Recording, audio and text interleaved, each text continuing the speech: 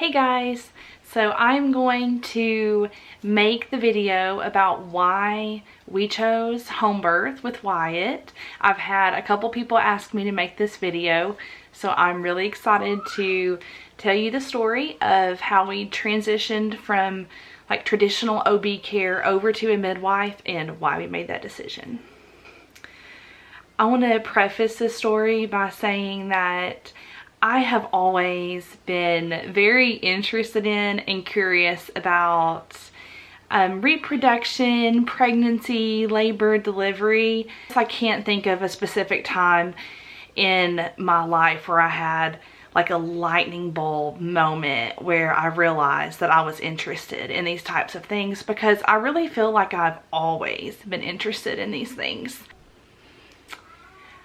My choice to have a home birth was absolutely inspired by someone. Her name is Jessica, and she is now wildly popular, and I think I would even call her famous at this point, from Jess Fam. And I started watching her probably sometime in high school. I've watched her since her very first video. And although she had hospital birth with her first child and her set of twins, for her fourth child, she had a home birth, and that's definitely the time when my interest in home birth and labor and delivery definitely peaked in my life. I remember in elementary school, we had our little group of friends. It was all girls, like on the playground, and we were all kind of like crouched down in a circle, trying to like help each other understand where babies come from and how they're born. I remember one girl in particular in our little group of friends that was trying so hard to explain it to us, and the thing she was saying to us was just like, how is that even possible? But she was pretty much right about it. I never received like a birds and the bees talk growing up, and I know a lot of people get that, but because I didn't, I feel like that really just made me more curious, the lack of information, I guess. And once I was a lot older, like maybe in like the early teen years or so, occasionally me and my mom would watch like labor and delivery shows on like TLC or something like that. And my grandmother always thought that that was so odd, but we always did, we did that quite a bit. And she thought we were so weird for enjoying watching that, but it just goes to show you that I've always like been curious about this subject. That being said, I did take a class on nursing because I thought maybe this is the answer for me, but I quickly discovered that the medical field doesn't exactly suit my personality, I guess. So anyways, I'm going to start with the birth of my first child and kind of go from there. So as most of you guys know, my oldest son's name is Jace. He's 4, and with his labor and delivery, I had like a typical hospital birth with him. At the time, my circumstances were really tough. His father and I were obviously living apart. I moved in with my family, and life was just really, really dark and really hard for me. So I really kind of just followed my family's lead. I did whatever they told me to do. I didn't really question that much, even though deep in my heart I would have loved to have had a home birth with him and a natural childbirth. I think that at that point I just let them kind of take over leadership of my life because I was so lost, so confused, and in such a really like dark place in my life. Fast forward to when I got pregnant with Wyatt, I knew in my heart that I wanted to have a natural home birth with him. It was never even a question for me. The issue was finances. I went through so much with the insurance companies trying to get them to contribute to or cover the medical cost of having a home birth, and it was just an uphill battle. It was horrible. Every time I called them, they made it difficult on me, basically. So that being said, I knew that I needed to have prenatal care. I didn't want to just put it off because I couldn't find midwife, because I knew that he needed to be checked out and make sure everything was okay, and if something was wrong, we could obviously do preventative measures or whatever. So I found a OB here locally, and the very first appointment I had with her, I was very, very honest and said, I really desire home birth, but I know that I need prenatal care, you know, and either until that happens, or if it doesn't happen, I need to have an option, you know, to receive care during this pregnancy. And she obviously told me that, you know, she could not offer that at her office, but she would give me some time to figure it out. And as time went on, I just could not find someone that we could afford. I just did not realize how unbelievably expensive it was going to be to do a home birth. So I'm going to fast forward like towards the end of my pregnancy. I'm assuming maybe it was around 34 weeks pregnant. This OB really started bringing up C-sections, emergency C-sections. And I always found that really odd that I was like 6 weeks away from my due date, but she was so determined to talk to me or encourage me to consider having a C-section. And I have never been the type of person when I'm pregnant that feels like this sense of urgency to give birth. I know a lot of women, once they hit 38 weeks, they're like, get this baby out of me, I'm so tired of this. But I have just never been one of those. I have always enjoyed and preferred to let my children come when they're good and ready.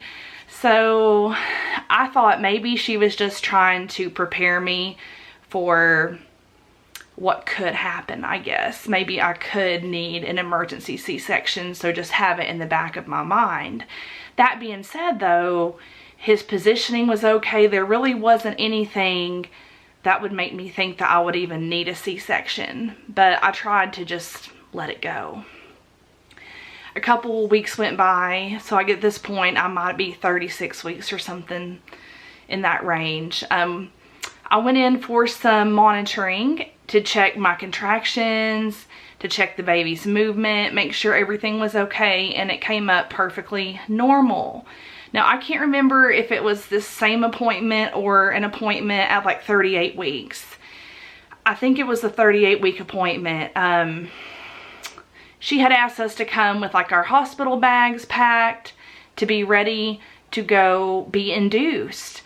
And I was not ready to be induced at 38 weeks pregnant, so I didn't bring any of that. And when I went into her office, she sat us down and told us that we had to go across the street and get induced. And I asked her, why? Is Wyatt in danger? Am I in danger? Why do I need to go be induced? I don't understand at 38 weeks pregnant why this is necessary. And especially because of my first pregnancy, that OB that delivered me has been in practice for so many years. He delivered me and he let me go into labor naturally. So I just couldn't understand why with my second baby I would need to be induced, especially because she could never give me a medical reason that it was necessary.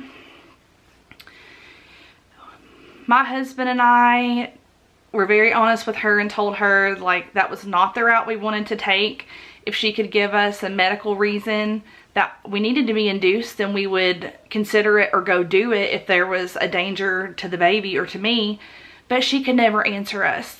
And in hindsight, because it was around Thanksgiving, I really think it really didn't have anything to do medically. I think it came from a place of, you're 38 weeks, why not? Go ahead and get it over with.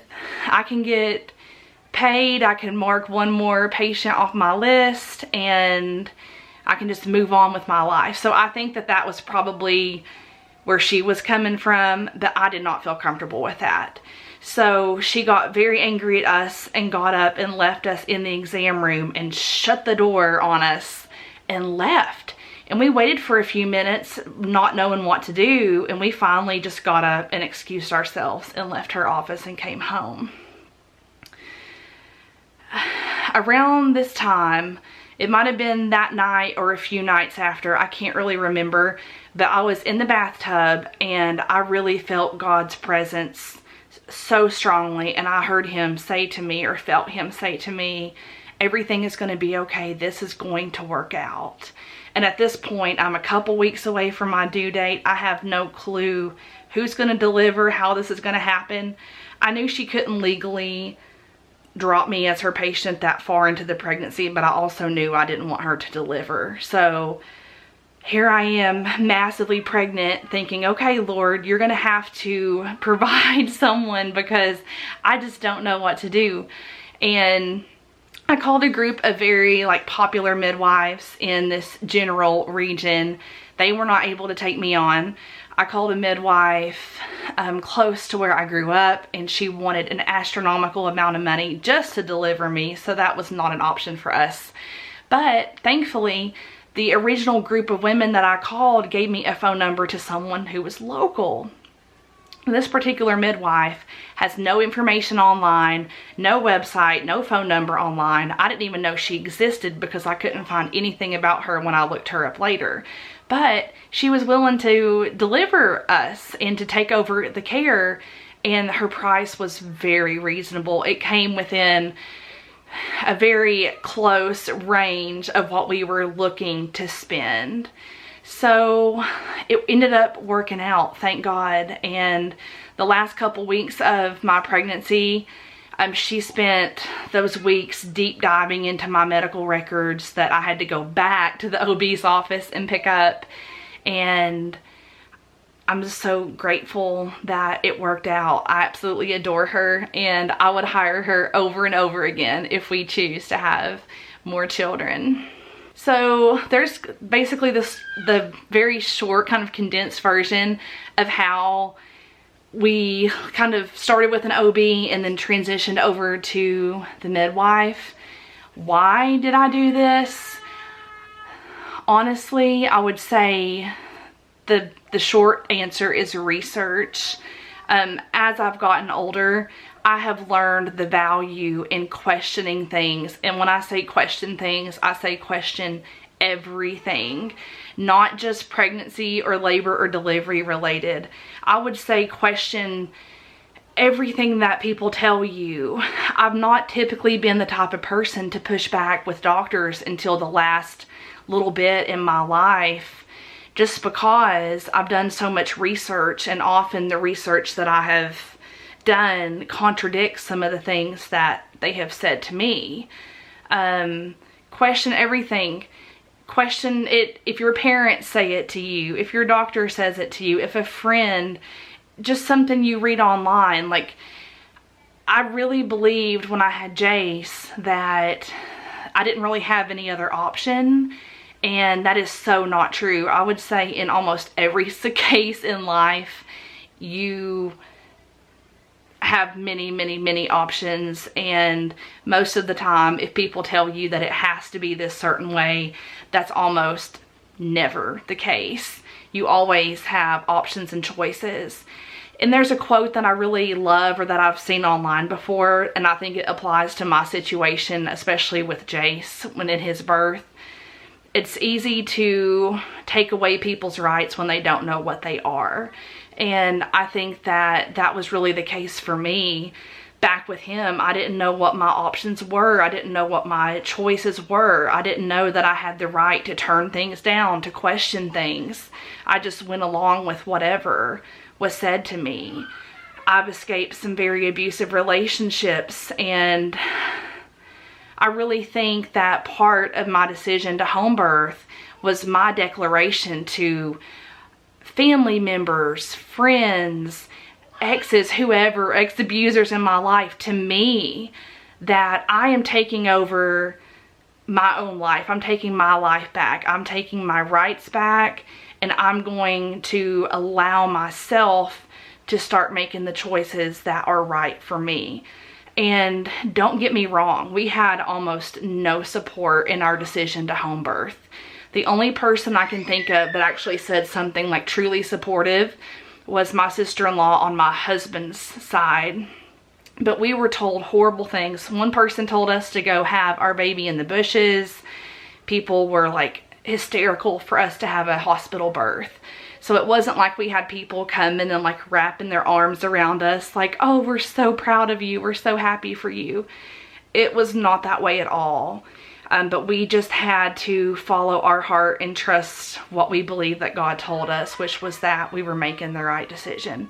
So anyway, that is the story of how it happened, and the story of, or not the story, but the reason why it happened, the reason we chose it. And I am so grateful that I was able to have a home birth with Wyatt. Hope you guys enjoy this story, and I will go into deeper parenting decisions and things like that we have chosen in future videos. But thank you guys for asking the question, and I'll talk to you later. Bye.